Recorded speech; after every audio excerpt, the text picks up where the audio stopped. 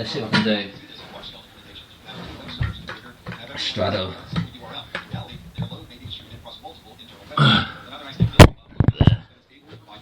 Straddle planche.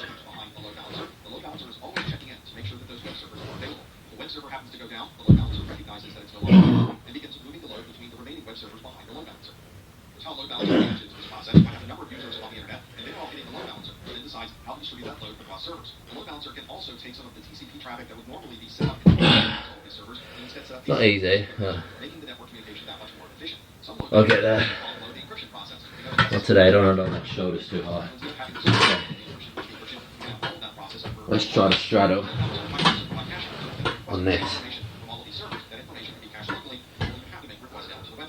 Some load balancers allow you to configure quality of service, so some applications may give priority over others, even though they may all be going to the same web servers.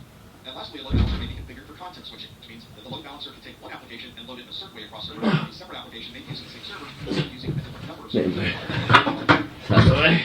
How traffic is scheduled to go to different servers that are behind the load balancer. One type of scheduling is called round robin scheduling. Okay, let's try again. And round robin scheduling is set up the first bit of traffic will go to server A, the second bit of traffic from the load balancer will be scheduled to server B, the third type of traffic through the load balancer will be scheduled to server C, and because this load balancer is round robin method, the last bit goes to server B. There are also other ways to provide this round robin functionality. Oh my god, that's the best I've done. Twice as much to server A than to server B. We also have dynamic round robin scheduling, which means the load balancer is going to monitor the load that's occurring on these different servers, and if one server is more loaded than the others, it will use some of the other servers. That's my PB. Best leave I've done. This type of scheduling as active scheduling. That means that all of these servers are active, and requests coming through the load balancer could use any of these active servers at any time. One of the challenges we have with some web-based applications is that everything that occurs in that application should be occurring on the same web server. Many of these applications don't have the concept of multiple servers being used simultaneously, and in this case we use a characteristic of load balancers called affinity. In the non-technical world, we refer to affinity as a kinship or a likeness, and in the technical world, an affinity means that the load balancer will always use the same server for a particular user or a particular application instance. An example of this would be a user that is communicating with this application through the load balancer. The load balancer will assign an affinity for this particular user to server A. If another user wants to use the same application, the load balancer may assign that user to server B. That means that that first user sends traffic back through the load balancer, it will recognize that particular session is in place from earlier and send that traffic back to server A. The same thing will happen for the second user. The load balancer recognizes that it's your second user and sends that traffic back to server A. Let's try two. Some servers will be activated to take requests, and other servers are standby. Mark these active servers are green and standby servers are red. If any one of these green active server fails, the load balancer will identify the thing and begin using one of the standby servers in its place. That means we can have a user communicating through the load balancer, have that load balancer assign that particular session to server A, and all the traffic from that user will go through the load balancer into server A. If server A fails, the load balancer is going to recognize that failure, set that server to be offline, and turn server C on to be available. That way the user can continue to use the load balancer. The load balancer will now have the That's a bit difficult. Let's just do some of the routine. Yeah.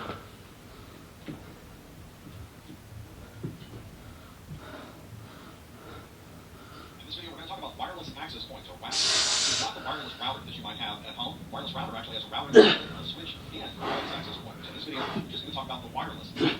Wireless access point is a bridge, switch configuration. It's taking traffic from the wireless network and switching it onto the Ethernet network. So we can think about a wireless access point very similar to a switch as a layer 2 device on the network. The way that we're able to see these wireless access points on our mobile devices, on our desktops, is that there's a name associated with the network. This is the SSID, or Service Set Identifier. And when we pull up a list of all of the wireless networks around, we're seeing a list of the individual SSIDs that are being broadcast by the wireless access point. We generally change these SSIDs so that they don't describe the wireless access point manufacturer like Planche or Netgear. Instead, we create an SSID that matches the type of network we're connecting to. This is something that a lot of people will disable in their wireless access point, so that if you pull up a list of available SSIDs, your SSID will not appear because you've disabled the SSID broadcast. This is not really a security feature. The SSIDs are there for more of an organizational capability. You can easily determine what the SSID is of a wireless access point by performing some packet captures on the wireless network. So disabling the SSID provides no real security function. If anything, this is really security for obscurity, which in reality is not any type of security because it's so easy to circumvent the supposed security functionality. Those access points allow you to configure MAC level filtering in the access point itself. This stands for Media Access Control, which refers to the hardware or the MAC address of the device. Okay, let's just do. MAC filtering allows you to let's try to do only certain physical devices that might be on your network. Although, shadow. Let's go. Just one. Another example of security through obscurity. It means that you may be trying to set up this MAC filtering as a security mechanism, but it's so simple to be able to circumvent that it really provides no security at all. Some wireless access points allow you to set how much power will be used by the wireless network. This means that you can limit the power of the signal to be inside of your building, but maybe limit that signal on the outside of your building. So again. The idea is that you should set it as low as possible to still be functional to all of your users. But how low is really low enough? It requires studies and testing to make sure that you don't set it too low for everybody who's on your network. You also want to consider the receiving stations and what type of antennas they might have. High gain antenna is able to hear and receive traffic much better than a low gain antenna, so you might be able to set the power much lower for those devices. Again, the location of where the access point, where the users are, becomes very, very important. We usually define the speed of these wireless networks as throughput values, and usually refer to them as maximum theoretical throughput. That's because there are so many different variables that can affect the communication over this network. It's impossible to exactly